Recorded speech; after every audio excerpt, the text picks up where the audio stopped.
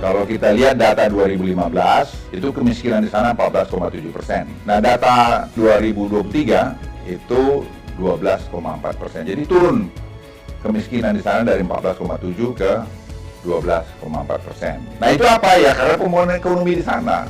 Kemudian kalau di Morowali, kita lihat 2015 itu 15,8% kemiskinan, dan 2023 ini kita lihat 12,3% kemiskinan. Jadi terjadi juga cukup perbaikan-perbaikan di sana. Tapi itu saja nggak cukup menurut saya. Saya sudah jelaskan bahwa ada sekarang politeknik kita dirikan di situ. Sekali-sekali berkunjung deh ke politeknik, itu menurut saya bagus. Dan guru-gurunya juga kelas-kelas. Ada yang dari ITB, ada yang dari UI yang kita ajak untuk mengajar di sana. Dan mereka langsung praktek di industrinya. Dan malah ada yang dikirim ke Tiongkok untuk belajar teknologi ini yang lebih advance lagi. Dan mereka sekarang bekerja ya menjadi bagian dari pembangunan proyek smelter di Sulawesi atau di tempat lain juga. Proses suatu industri itu tidak lepas daripada kualitas pendidikan. Kita kan mana pernah ada punya politeknik bermutu di luar Jawa. Ayolah tunjukin coba, jangan bohong, pergi lihat sana.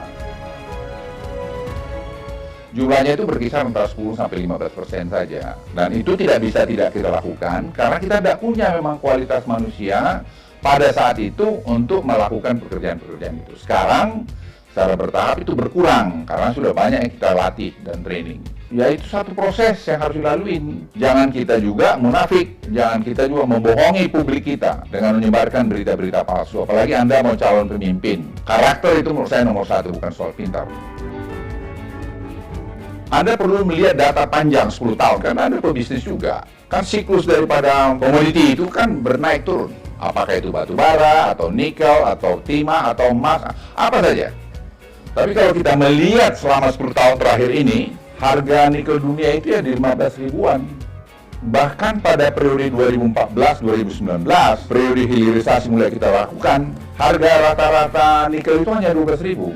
Jadi saya nggak ngerti bagaimana Tom Lembong memberikan statement seperti ini. Bagaimana Anda memberikan advies bohong kepada calon pemimpin yang Anda dukung? Saya sedih lihat Anda di situ. Artinya intelektual Anda itu menurut saya jadi ragukan. Oke, mungkin Anda betul seorang intelektual, tapi karakter Anda itu menurut saya nggak bagus. Cucu saya aja komentar yang di Georgetown waktu Anda bicara di Washington DC 2 minggu lalu. Bagaimana Opung ada seorang mantan menteri yang bicara menjelek-jelekkan pemerintahnya sendiri, di mana pada waktu yang lalu dia bekerja di situ. What kind of personality this Opung? Tom harus ngerti kalau harga nikel terlalu tinggi sangat berbahaya. Kita belajar dari kasus kobalt. 3 tahun lalu harganya begitu tinggi, orang akhirnya mencari bentuk baterai lain. Itu salah satu lahirnya lithium ferrofosfat itu. Jadi ini kalau kita juga membuat harga itu ketinggian, orang akan cari alternatif lain. Teknologi berkembang sangat cepat. Oleh karena itu kita mencari keseimbangan benar. Keseimbangan supaya betul-betul barang kita ini tetap masih dibutuhkan sampai beberapa belas tahun yang akan datang. Kita nggak tahu berapa tahun. Tapi ingat, lithium baterai itu bisa recycling.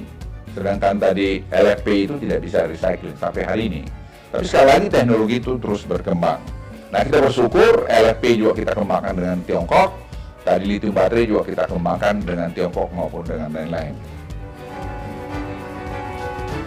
Ini saya titip pada Anda, walaupun sudah tidak di government lagi, jangan menceritakan yang tidak baik, padahal sebenarnya tidak sepenuhnya benar di luar. Ceritakanlah memang apa yang bagus. Pernah kita di inflasi di bawah 3%, kan baru sekarang. Pernah 44 bulan kita surplus ekspor, kan baru sekarang. Apa itu ya? Hilirisasi. Kita bisa maintain masih growth 5% di tengah-tengah keadaan ekonomi dunia begini, dan kita masih berupaya untuk di atas 5%, mungkin 6% pada tahun depan dan seterusnya sampai 2030. Kita berharap masih trajectory kita bisa tadi income per kapita kita $10.000 dan kita masih berharap dan yakin untuk bisa besaran GDP kita sekitar $3 triliun atau lebih. Jadi downstreaming ini akan membuat Indonesia lebih bagus.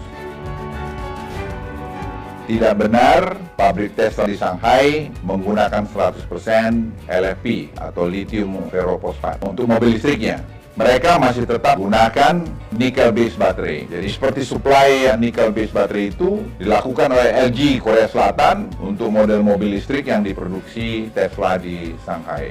Memang ada yang mulai LFP karena penelitian mengenai LFP ini sudah makin berkembang. Ya memang satu ketika tidak tertutup kemungkinan nikel ini makin kurang penggunanya. Makanya sebabnya kita juga harus genjot juga. Tapi dengan tadi yang terukur. Nah sekarang ini kalau kita lihat hilirisasi kita di katoda dan di banyak lagi bagian daripada lithium baterai, kita sudah sangat maju yang membuat ekspor kita juga tidak hanya tergantung lagi kepada ekspor raw materialnya itu tadi. Anda jangan GR juga bilang kasih note kepada ayahnya Mas Gibran. Emang hanya Tom Lembong aja. Yang paling banyak kasih note pada presiden itu adalah Menlu, Ibu Retno. Karena setiap bilateral beliau yang ngasihkan itu. Dan itu bukan terjadi pada Presiden Jokowi saja. Semua kepala negara itu kalau bilateral pasti ada di belakang yang ngasih note itu. Apakah karena Anda hebat melakukan itu? Tidak, itu tugas Anda sebagai pembantu presiden, sebagai Menteri Perdagangan waktu itu, sebagai Kepala BKPM. Tapi Anda harus refleksi juga apa sih yang Anda lakukan sudah Menteri Perdagangan. Coba tanya dirimu. Waktu Anda BKPM, apa yang Anda lakukan? Coba. Anda kan ditugasin untuk OSS. Saya ingat betul itu, bagaimana Anda curhat ke saya. Tapi itu sampai Anda meninggalkan kabinet tidak pernah selesai. Sekarang kami yang menyelesaikan itu. Online single submission itu, yang sudah digadang-gadang bakal selesai begini, begono, dan segala macam itu. Jadi saya hanya ingin sampaikan, kita sudahlah. Kalau sudah selesai masa kita, sudah semua ada waktunya. Tidak perlu kita ceritakan kita yang paling bagus. Karena kita itu terjadi semua, tidak. Semua itu adalah hasil kerja timbul. Pemimpin itu harus memberikan ketauladanan. Ya, kalau kami di tentara ketauladanan, yang juga bisa risiko pada nyawamu. Tapi sini nama baikmu, nama Indonesia itu menjadi tantangan. Jadi saya pikir Anda yang akan jadi calon pemimpin Republik ini, kalau berani mencalonkan diri, elok Anda itu memberikan tauladan. Jangan bicara seenaknya aja, memberikan kabar-kabar bohong. Jadi kalau saya bantah gini kan jadi tidak enak bahwa Anda bohong.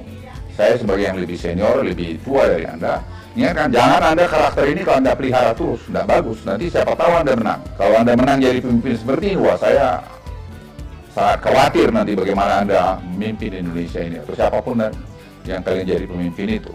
Ya, jadi saya titip kalau Anda berkomentar, lihat dulu barang itu. Anda mau calon-calon pemimpin. Anda nggak tahu bagaimana kerja keras orang itu membuat BDB, membuat Morowali yang memberikan sumbangan besar buat ekonomi kita sampai seperti sekarang. Sekali lagi, rakyat Indonesia, pilihlah pemimpin yang berkarakter. Saya ulangi, pilihlah pemimpin yang berkarakter, jangan pemimpin yang kelihatan pintar saja, tapi tidak memiliki karakter yang baik. Terima kasih. Untuk kita tinggalkan banyak